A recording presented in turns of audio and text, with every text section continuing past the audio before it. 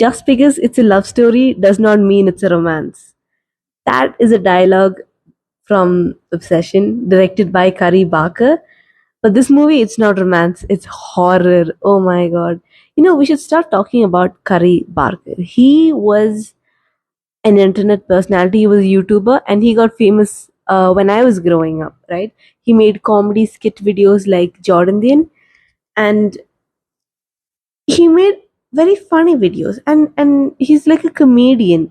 So for him to be directing a horror movie, and that too so well, it was actually, I did not expect it, but it actually makes sense. Comedians apparently have a very dark side, and they are, a few of the best people to make horror movies.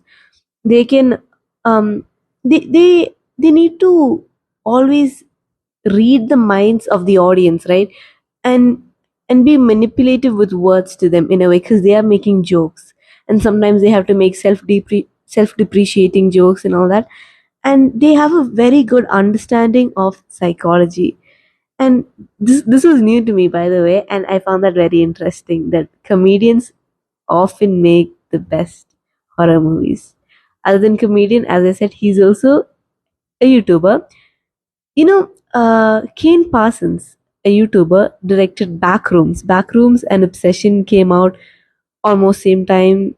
It was like the Barbenheimer of this year, and it's it's good that YouTubers are getting big stages, and they have more potential than people generally give them credit for. They just say, oh, they're YouTubers. But look at what they just did. Both of them were horror movies, and they were amazing. They were crazy good horror movies. So it's just that,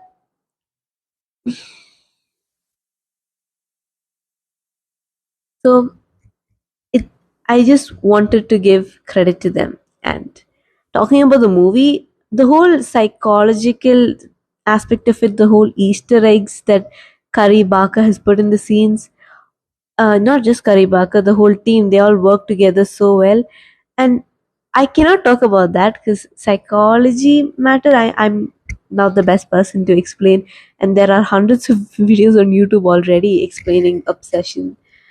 And on my For You page in Instagram, there's so many new theories and everything coming out.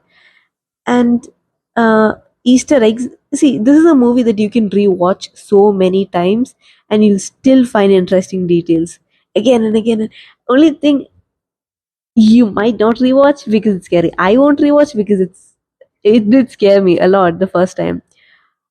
And I don't think I got a lot of the details because I was scared. They did so many things that were not done before. One thing that specifically stood out to me was a scene where she stands up and walks backwards. And that is so scary. That is so scary. And he's doing this. He does not know if this will work or not, right? But he's taking a risk and doing the scene. But when you see it on screen, it looks so scary. And I think a lot of scenes like that were made. I don't generally watch horror movies because I'm kind of scared too. But I've heard that a lot of new techniques, I think we can call them that, were included. Other than that, the sound I've heard, again, this I heard on Instagram that the sound made the movie what it is. I'm sure the sound is very good. I think I was too scared to notice it, maybe. And I'm not really a sound person, I guess. But what I do know for sure is that the lighting was crazy good. Lighting was real. Oh my god, the light, the lighting was so scary. You could see her silhouette over there. You could see some parts, like you can see her eyes, but you can't see her. I don't know how to explain it, but the lighting, it was done very well. It was impeccable. I don't know. When you go watch Obsession, I highly suggest you take at least one friend with you. At least one friend with you, okay? And the whole theater experience is good, but when you're with friends, it is better. Like, oh my god, everybody was screaming at the same moment. It was very fun. It was fun, and it is human to be.